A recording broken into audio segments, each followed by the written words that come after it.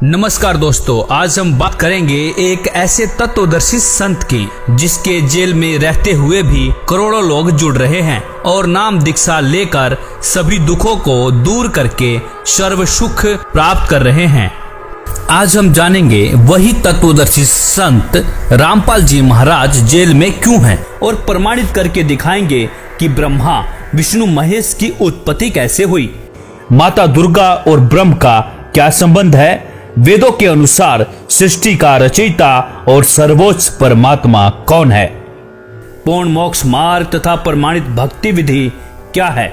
दोस्तों, आज हम ये भी जानेंगे कि अक्सर शादी में फेरों के समय पंडितों के द्वारा बोले जाने वाला मंत्र कश्यप गोत्री कश्यप गोत्रा मंत्र का रहस्य क्या है। दोस्तों, हमारा इतिहास गवाह है जो सत्य के मार्ग पर चला, उसके साथ ये नकली विद्वान असुर स्वभाव वाले धूर और मूर्ख लोगों द्वारा राजा और प्रजा को गुमराह करके महापुरुषों पर जुल्म करते आ रहे हैं और सच्चाई जानने के बाद जनता ने उन्हें पलकों पर बिठाया। जैसे श्री राम जी, श्री कृष्ण जी को पूरे जीवन संघर्ष करना पड़ा, सुकरात जी को जहर दे दिया गया, ईसा जी को क्रश करवा दिया गया, गांधी जी को कई बार जेल जाना पड़ा, गुरु नानक देव जी पानी पर चल सकते थे, अन्य लोकों में भी जा सकते थे, फिर भी बाबर की जेल में 7 महीना 17 दिन रहे। आखिर क्यों? लगभग 600 साल पहले कबीर साहब को इन धूर्त लोगों ने मारा, काटा, जलाया, खूनी हाथी के सामने डाला, गोले मारे थे और पूर्ण समर्थ होते हुए भी उन्होंने किसी का अहित नहीं किया। उसी प्रकार अब संत रामपाल जी को सत्य बोलने का इनाम दिया जा रहा है, लेकिन सत्य को कुछ दिन दबाया जा सकता है, मिटाया नहीं जा सकता। और वो समय अब आने दो जब जनता जवाब मांगेगी कि हमारे धर्म ग्रंथों में लिखा क्या है और हमें इन नकली विद्वानों ने अब तक बताया क्या है। तब छिपने को जगह भी नहीं मिलेगी। और रही बात संत रामपाल जी की जेल की, तो जिसकी बात उसकी सीधी सी बात, जिसके पास ताकत होती है सरकार उससे डरती है क्योंकि यहाँ पर कहें कि हम क्या करेंगे, भाई ये करना चाहिए वो करना चाहिए, बस करके दिखाए।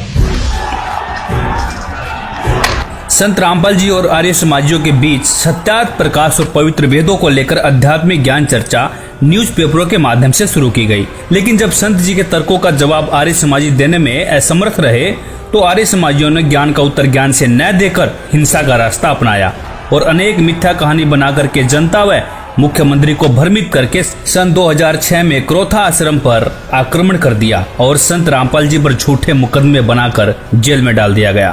और उसी समय से संत रामपाल जी अपने ऊपर लगे आरोपों की सीबीआई जांच की मांग कर रहे हैं, लेकिन आज तक जांच नहीं हुई। आखिर क्यों? मैं चाहता हूं कि कोई अपने आप को आर्य समाजी कहने लग जाए, इससे वो आर्य समाज के लोग नहीं हो जाते। यदि उनके वाणी और चरित्र में वो बात नहीं है तो मैं उनको आर्य समाजी नहीं मानता। जिस प्रकार की भड़काऊ भाषा बोल रहे हैं, जिस तरह का भड़काऊ काम वो कर रहे हैं, कानून अपने हाथ में लेकर क्रोथा कांड करवा दिया गया।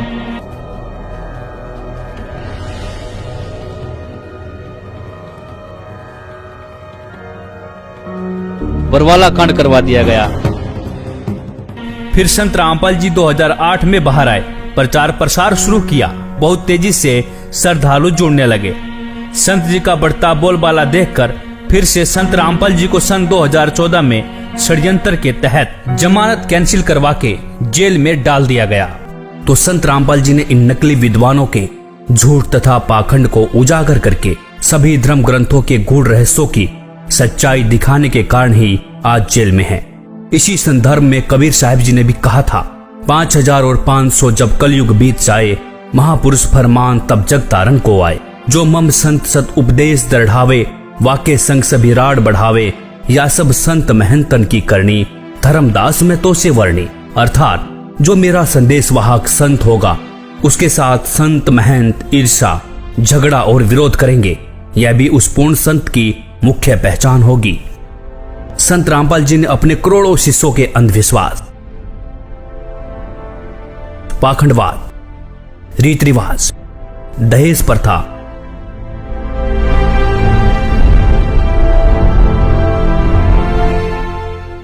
नशाखोरी, मांसाहार, आन उपासना तथा जाति धर्म आदि सामाजिक बुराइयों को पूर्ण रूप से समाप्त कर दिया है।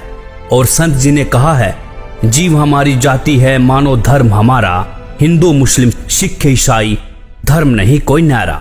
और इसके साथ ही संत रामपाल जी ने सन 2012 में विश्व के सभी धर्म गुरुओं को आध्यात्मिक ज्ञान चर्चा के लिए आमंत्रित किया था और कई धर्म गुरुओं की सच्चाई से भी रूबरू करवाया था। ये सिद्ध भी किया था कि इन सभी गुरुओं की भक्ति विधि शास्त्र विरुद्ध है और गीता जी के अध्याय 16 के श्लोक 23 में भी लिखा है कि शास्त्र विधि को त्याग कर मनमाना आचरण करने से साधक को कोई भी लाभ नहीं मिलता है।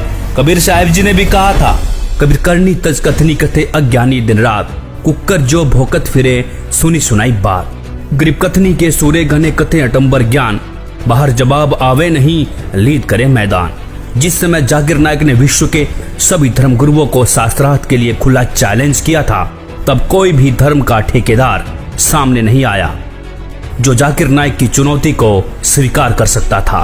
तब संत रामपाल जी ने ही डॉक्टर जाकिर नायक की खुली चुनौती को स्वीकार करके 10 पॉइंटों पर झूठा सिद्ध करने की खुली चुनौती दी थी। अब हम आपको दिखाते हैं डॉक्टर जाकिर नायक की खुली चुनौती, देखिए वीडियो के माध्यम से। भारत के सभी राजनेताओं, स्वामियों, धर्मगुरुओं और शंकराचार्यों को मुसलमान धर्म के प्रवक्ता डॉक्टर जाकिर नायक की खुली चुनौती।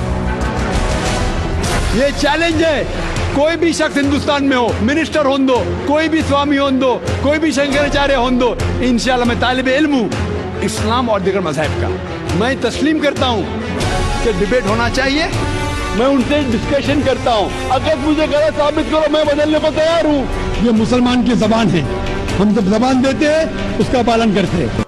संत रामपाल जी महाराज ने स्वीकार की मुस्लिम धर्म प्रवक्ता डॉक्टर जाकिर नायक की चुनौती। डॉक्टर जाकिर नायक के इस चैलेंज को स्वीकार करता हूं, लेकिन अपने उस वायदे को याद रखना जिसमें कहा है कि जो मुझे झूठा सिद्ध कर देगा, गलत सिद्ध कर देगा, मैं अपने आप को बदल लूँगा। चैलेंज आपको 10 पॉइंटों पर झूठा कर दूंगा सिद्ध, और कभी भी आकर के वो आध्यात्मिक ज्ञान चर्चा कर सकते हैं। और वो डॉक्टर जाकिर नायक अब तक संत जी के सामने नहीं आया। अब परमात्मा ने आके विकल्प बताया, वो हमने सुना नहीं, क्योंकि नकलियों ने सुनने नहीं दिया। नकली गुरुओं ने जो आज भी पंजे अड़ाना चाहते हैं, लेकिन अब इनके पंजे उखड़ जाएंगे, अब नहीं टेक पाएंगे, क्योंकि जनता शिक्षित है कि और ज्ञान सब ज्ञान डी, कबीर ज्ञान सो ज्ञान, और जैसे घोड़ा तोब कायम करता चले मैदान।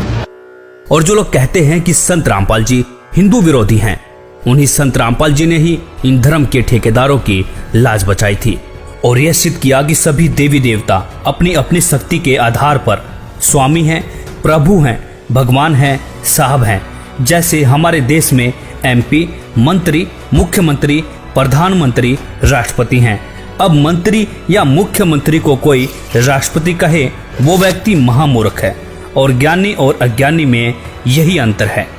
दोस्तों, वास्तविकता ये है, संत रामपाल जी हिंदू विरोधी नहीं हैं। संत रामपाल जी तो धर्म ग्रंथों की वास्तविक सच्चाई दिखाकर शास्त्र अनुसार साधना सच्चे मंत्रों के आधार पर बताते हैं, और श्री ब्रह्मा जी, विष्णु जी, महेश जी, गणेश जी, दुर्गा जी ब्रह्म, परब्रह्म और पूर्ण ब्रह्म की प्रमाणित भक्ति विधि से साधना कराते हैं। शास्त्र अनुकूल साधना होने से साधक को सर्व सुख प्राप्त होते हैं, और इस भक्ति विधि से लाखों भक्तों को कैंसर, एड्स जैसी बीमारियों से जीवन दान मिल चुका है, और साधक इस विधि से पूर्ण मोक्ष का अधिकारी हो जाता है। अब हम प्रमाणित करके दिखाएंगे कि ब्रह्मा, विष्णु, महेश की उत्पत्ति कैसे हुई, माता दुर्गा और ब्रह्म का क्या संबंध है, और सर्वोच्च परमात्मा कौन है, पूर्ण मोक्ष मार्ग और प्रमाणित भक्ति विधि क्या है। प्रकाशित केवल हिंदी वाली में ब्रह्मा जी बता रहे हैं अपने पुत्र नारद को, ये संस्कृत शिवपुराण पृष्ठ 98 पे है। ये सब बताते हुए कि सृष्टि की रचना किसने की। यहाँ आ जाते हैं, जिस परब्रह्म के विषय में ज्ञान और अज्ञान से पूर्ण उक्तियों द्वारा इस प्रकार विकल्प किए जाते हैं, उसने कुछ काल के बाद, कुछ समय के बाद द्वितीय की इच्छा प्रकट की, उसके भीतर एक से अनेक होने के संकल्प उदित हुए। तब उस निराकार परमात्मा ने अपनी लीला शक्ति से अपने लिए एक मूर्ति की कल्पना की, और जो मूर्ति रहित परम ब्रह्म है उसकी मूर्ति कौन है, ये 100 पृष्ठ पे पढ़ रहे हैं हम, 100 पृष्ठ पे। भगवान सदाशिव हैं, ये काल है सदाशिव। अर्वाचीन और प्राचीन विद्वान उन्हीं को ईश्वर कहते हैं। उस समय एकाकी रहकर सब इच्छा अनुसार विहार करने वाले उन सदाशिव ने अपने विग्रह से, अपने शरीर से स्वयं ही एक स्वरूप भूता शक्ति की सृष्टि की, जो उनके अपने श्रीअंग से कभी अलग होने वाली नहीं थी। उस पराशक्ति को प्रधान प्रकृति भी कहते हैं। उस दुर्गा को गुणवती माया बुद्धि तत्व की जननी और विकार रहित बताया गया है। वह शक्ति अंबिका कही गई है, उसी को प्रकृति दोबारा फिर कहा है। प्रकृति सर्वेश्वरी और त्रिदेव जननी नित्या और मूल कारण भी कहते हैं। सदाशिव द्वारा प्रकट की गई उस प्रकृति के 8 भुजाएं, ये प्रकृति दुर्गा को कहते हैं। कति स्पष्ट हो गया। वे जो सदाशिव हैं उन्हें परम पुरुष शिव शंभु और महेश्वर कहते हैं। 101 पृष्ठ पर हम चल रहे हैं, रुद्र संहिता, गीता प्रेस गोरखपुर से प्रकाशित। वे अपने सारे अंगों पर भस्म रमाए रहते हैं। उन काल रूपी ब्रह्म ने एक ही समय, ये काल रूपी ब्रह्म है, ये काल रूपी ब्रह्म, ये काल है, काल रूपी ब्रह्म ने एक ही समय शक्ति के साथ शिवलोक नामक क्षेत्र का निर्माण किया।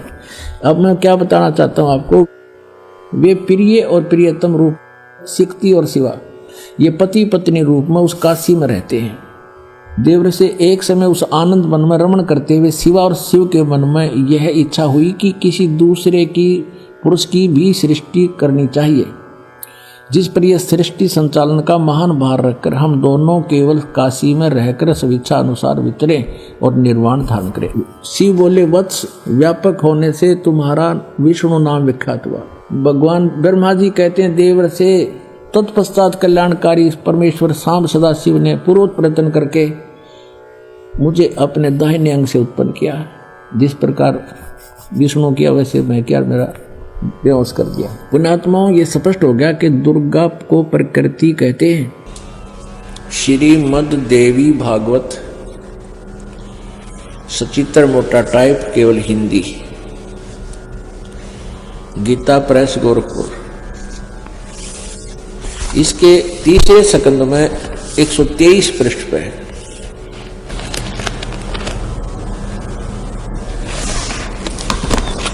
ये है संक्षिप्त देवी भागवत तीसरा स्कंद,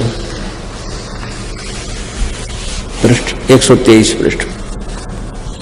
यहां से शुरू करते हैं। भगवान विष्णु जी अपनी माता दुर्गा की महिमा करता है और कहता, तुम शुद्ध स्वरूपा हो, यह सारा संसार तुम्हीं से उद्भासित हो रहा है। मैं ब्रह्मा और शंकर हम सभी तुम्हारी कृपा से विद्यमान हैं। हमारा आविर्भाव बिन जन्म, तिरोभाव बिन मृत्यु हुआ करता है। हमारा तो जन्म और मृत्यु, आविर्भाव और तिरोभाव होता है, अर्थात हम अविनाशी नहीं हैं। केवल तुम ही नित्य हो, तुम ही अविनाशी हो, जगत जननी हो, प्रकृति और सनातनी देवी हो। ये प्रकृति भी दुर्गा को ही कहते हैं। अब यहां देखिएगा, भगवान शंकर बोले, देवी यदि महाभाग विष्णु तुम्हीं से उत्पन्न हुए हैं, प्रकट हुए हैं, तो उनके बाद उत्पन्न होने वाले ब्रह्मा भी तुम्हारे ही बालक हुए। फिर मैं तमोगुनी लीला करने वाला शंकर क्या तुम्हारी संतान नहीं हुआ? अर्थात मुझे भी उत्पन्न करने वाली तुम ही हो। शिवे, संपूर्ण संसार की सृष्टि करने में तुम बड़ी चतुर हो। इस संसार की सृष्टि, स्थिति और संहार में तुम्हारे गुण सदा समर्थ हैं। उन्हीं तीनों गुणों से उत्पन्न हम ब्रह्मा, विष्णु एवं शंकर, यानी रजगुण ब्रह्मा, सतगुण विष्णु, तमगुण शिवजी शंकर, नियम अनुसार कार्य में तत्पर रहते हैं। देखिएगा, अब इसके हम फिर आते हैं 7वें स्कंद में, और इसमें स्पष्ट लिखा है, गीता जी अध्याय नंबर 7 के श्लोक नंबर 4-5 में इकट्ठा किया है कि मेरी 2 प्रकार की प्रकृति है। एक तो जड़ प्रकृति ये जड़ प्रकृति, और इससे दूसरी है वो जीव रूपा, यानी यह प्रकृति दुर्गा है मेरी। और 14वें अध्याय के अपने आत्मा में थोड़ा कंसेप्ट क्लियर हो जाए, क्योंकि बार बार नहीं मिलता ये समय जो आज रजा बख्शी भगवान ने। 3, 4, 5 में ही देखिएगा, अध्याय नंबर 14 श्रीमद् भगवत गीता, और यहां देखिएगा 3रा श्लोक। हे अर्जुन, मेरी महत ब्रह्म रूप मूल प्रकृति संपूर्ण भूतों की यानी प्राणियों की योनि है, अर्थात गर्भाधान स्थान है, और मैं सबका पिता हूं। मैं उस योनि में गर्भ को स्थापन करता हूं, गर्भम दधामी। उसके संयोग से इन्होंने कुछ अपना बना रखा, सब भूतों की उत्पत्ति यानी प्राणियों की उत्पत्ति होती है। 4 में क्या कहा है? हे अर्जुन, नाना प्रकार की शरीरों में योनियों में जितने भी मूर्तियां अर्थात शरीरधारी प्राणी उत्पन्न होते हैं, प्रकृति तो उन सब की माता है, गर्भ धारण करने वाली माता, और मैं बीज स्थापन करने वाला पिता हूं। 5वें में क्या कहा है? हे अर्जुन, सतगुण रजगुण और तमगुण ये प्रकृति से उत्पन्न, दुर्गा से उत्पन्न प्रकृति संभवा, रजगुण ब्रह्मा, सतगुण विष्णु, तमगुण शिव जी, दुर्गा से उत्पन्न तीनों गुण अविनाशी जीव आत्मा को शरीर में बांधते हैं। ये कहेंगे तो ये रोक रहे हैं तीनों, ब्रह्मा विष्णु महेश कर्मानुसार, और परमात्मा कहते नहीं, ये 5 मिलकर प्रपंच बना रखा है, हमारी बात को समझ लेना, इनकी बातों में मत आना। अब परमात्मा कहते हैं कि इन 5 ने मिलकर ब्रह्मा विष्णु महेश माया दुर्गा और ये काल कहिए, इन 5 ने मिलकर ये प्रपंच बना रखा है। वाणी हमारी लइए, हमारे ज्ञान को गहराई से समझना। अब देखते हैं वेदों के अनुसार सृष्टि की रचना और माता दुर्गा अष्टंगी व ज्योति निरंजन ब्रह्म की उत्पत्ति किसने की? अथर्ववेद भाषा भाष्य, भाष्यकार है 3 ने, ये जय प्रदजे विद्वानस्य बंधु विश्वा देवानाम जनीमा विभक्ति ब्रह्मे ब्रह्मणे उद्भारे मध्यात नीचे ऊंचे सवधा अभी प्रतस्थो। सर्वप्रथम देवताओं व ब्रह्मांडों की उत्पत्ति के ज्ञान को जिज्ञासु भक्त का, विद्वानस्य जो बंधु यानी वास्तविक साथी अर्थात पूर्ण परमात्मा है, अपने निज सेवक को, अपने जनीमा अपने द्वारा सर्जन किए हुए को विभक्ति स्वयं ही ठीक ठीक विस्तार पूर्वक बताता है। अपने द्वारा रची सृष्टि को वो स्वयं ही बताता है कि ब्रह्म ने यानी पूर्ण परमात्मा ने मध्यात अपने मध्य से अर्थात सबद शक्ति से ब्रह्म है माने ब्रह्म क्षर पुरुष अर्थात काल को उद्भार माने उत्पन्न करके विश्व सारे संसार को अर्थात सब लोगों को ऊंचे ऊपर सतलोक आदि और नीचे परब्रह्म व ब्रह्म के सर्व ब्रह्मांड सबधा अपनी धारण करने वाली अभी आकर्षण शक्ति से प्रतस्थौ दोनों को अच्छी प्रकार स्थापित किया। कति कंसेप्ट क्लियर। उस परमात्मा ने सबसे पहले अपने वहां एक शक्ति उत्पन्न की, उस से सब ब्रह्मांडों को ठहराया और फिर उस परमात्मा पूर्ण परमात्मा आप ही आकर अपने निज साथी को विशेष भगत को बताता है। वो अपने द्वारा रची हुई सृष्टि को स्वयं ही ठीक ठीक वर्णन करता है कि पूर्ण परमात्मा ने अपने मध्य से मध्यात अपने अंदर से अपनी सबद शक्ति से इस ब्रह्म काल की उत्पत्ति की। 5वें में लिखा है कि उसी मूल मालिक से अभ्यग्रम सर्वप्रथम स्थान पर आष्ट्रय अष्टंगी अर्थात दुर्गा प्रकृति देवी जनु से माने उत्पन्न हुई। सैबुद्धिन्यात आष्ट्रय जनु से, आष्ट्रय माने अष्टंगी 8 भुजा वाली दुर्गा की उत्पत्ति हुई। आष्ट्रय माने अष्टंगी माया दुर्गा अर्थात प्रकृति देवी की उत्पन्न हुई, क्योंकि नीचे के परब्रह्म और ब्रह्म के लोकों का प्रथम स्थान सतलोक है। यह तीसरा धाम भी कहलाता है। तस्य इस दुर्गा का भी मालिक यानी उसका भी पिता सम्राट राजाधिराज बृहस्पति सबसे बड़ा पति यानी परमेश्वर, वह जगत गुरु देवता परमेश्वर है। इसका भी पिता यानी मालिक, इस दुर्गा का भी मालिक वो परमात्मा ही है, जिससे सबका वियोग हुआ है, जो सबसे विमुख होकर आए हैं, वहां से बिछड़े हैं।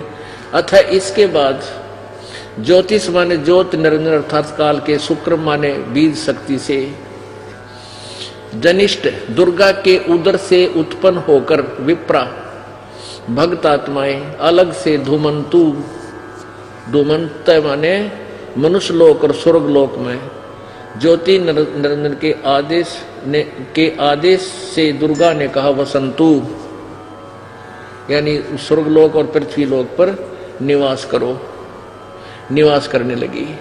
कति स्पष्ट कर रखा है। अब सातवें में कमाल किया कि वो कौन है, वो परमात्मा जो देव बंधु है, सबका साथी है, जिसने उस ऊपर के लोक रचे, नीचे के लोक रचे, दुर्गा की उत्पत्ति की, काल ज्योति निरंजन की उत्पत्ति की। वो है कौन? इस सातवें मंत्र में स्पष्ट कर दिया, वो कबीर देव है।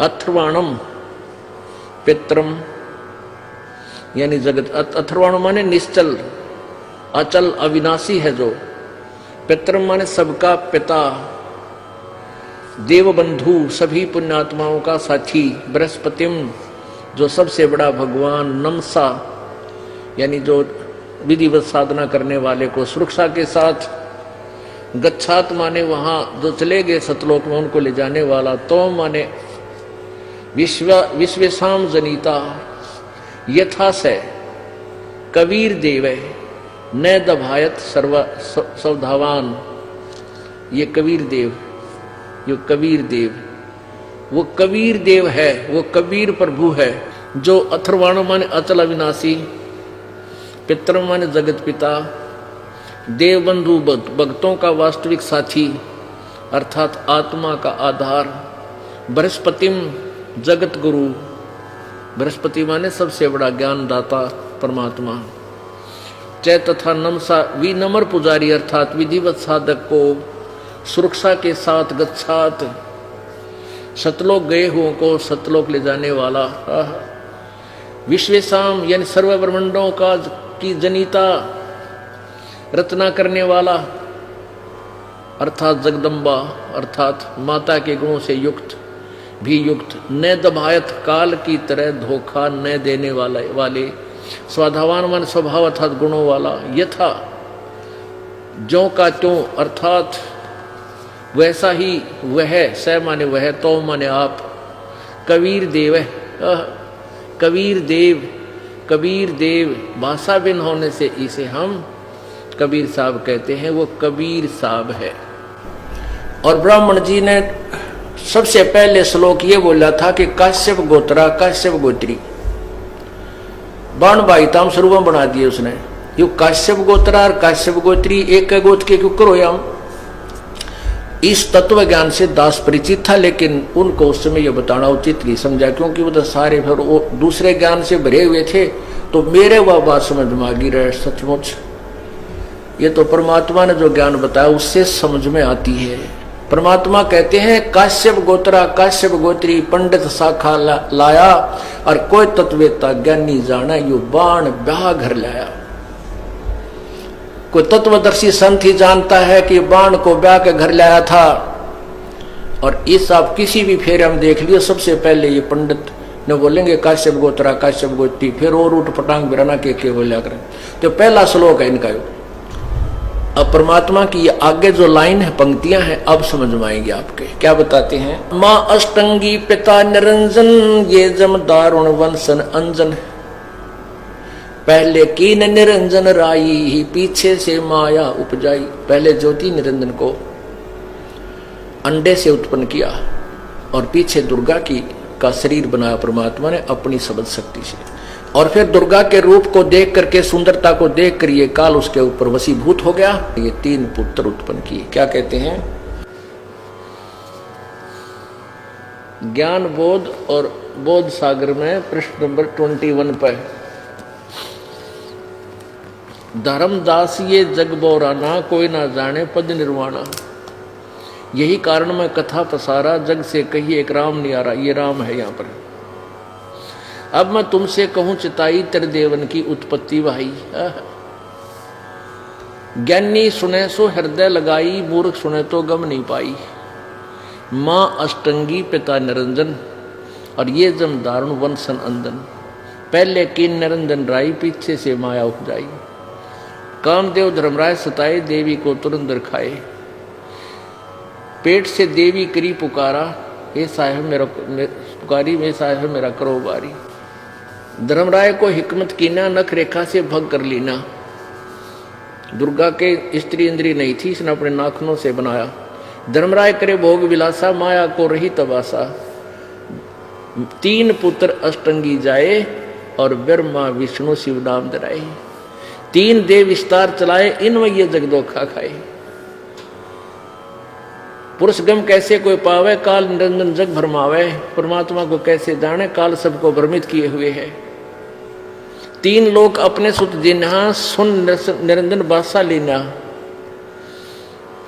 अलख निरंजन सुन ठिकाना, ब्रह्मा विष्णु शिव भेद नहीं जाना।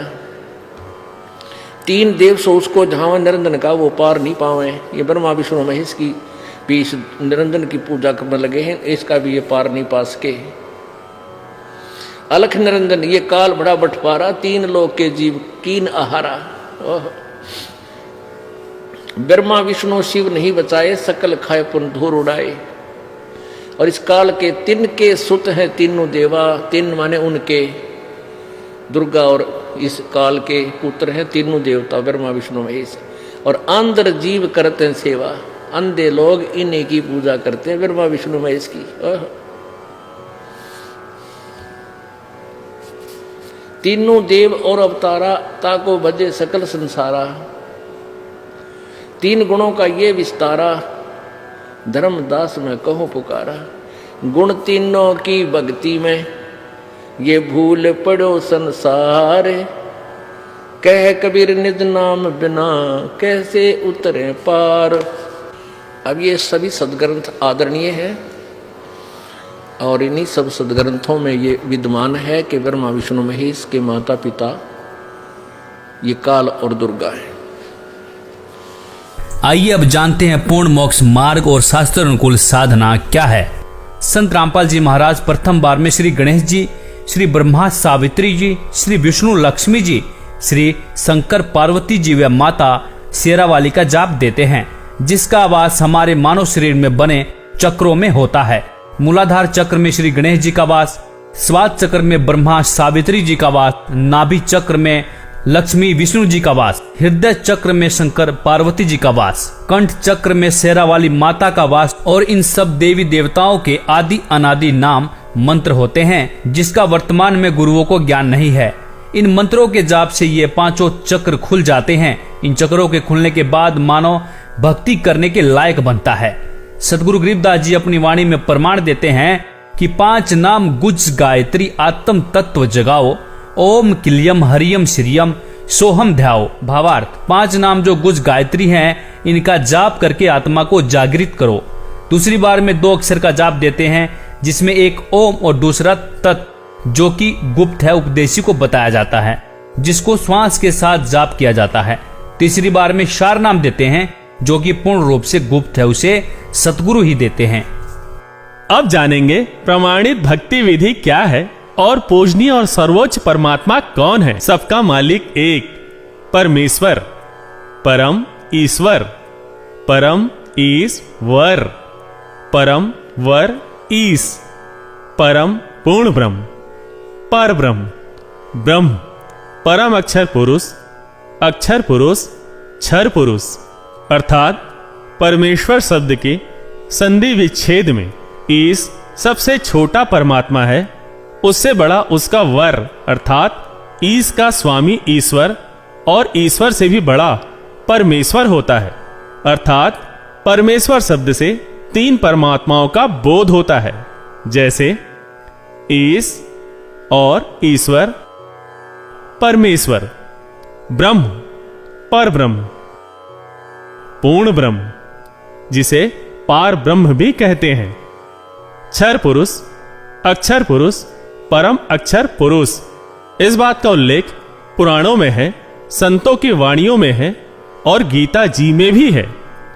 ओम तत्सत गीता अध्याय 17 के श्लोक 23 में ऐन सीन काफ कुरान शरीफ सूरा 42 आयात 1 में नाम मंत्र का संकेत है।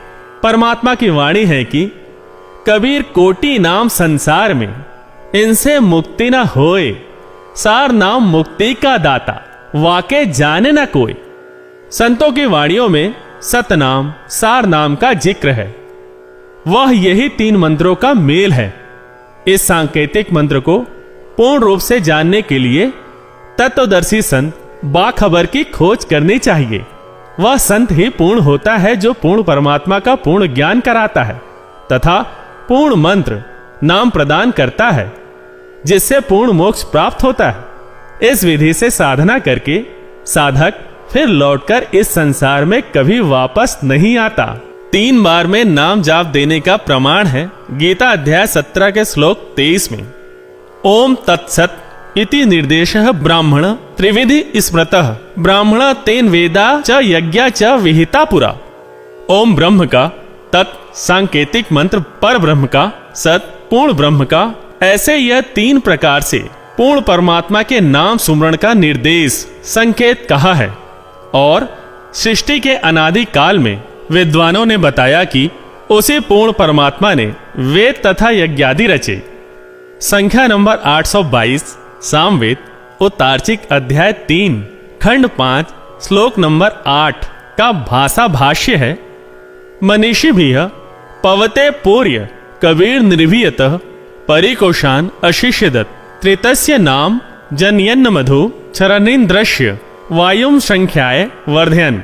शब्दार्थ है, सनातन अर्थात अविनाशी कबीर परमेश्वर मानव रूप धारण करके अर्थात गुरु रूप में प्रकट होकर हृदय से चाहने वाले श्रद्धा से भक्ति करने वाले भक्तात्मा को 3 मंत्र अर्थात नाम उपदेश दे के पवित्र करके जन्म व मृत्यु से रहित करता है तथा उसके प्राण अर्थात जीवन श्वासों को जो संस्कार वश गिनती के डाले हुए होते हैं को अपने भंडार से मित्रता के आधार से पूर्ण रूप से बढ़ाता है, जिस कारण से परमेश्वर के वास्तविक आनंद को अपने आशीर्वाद प्रसाद से प्राप्त करवाता है।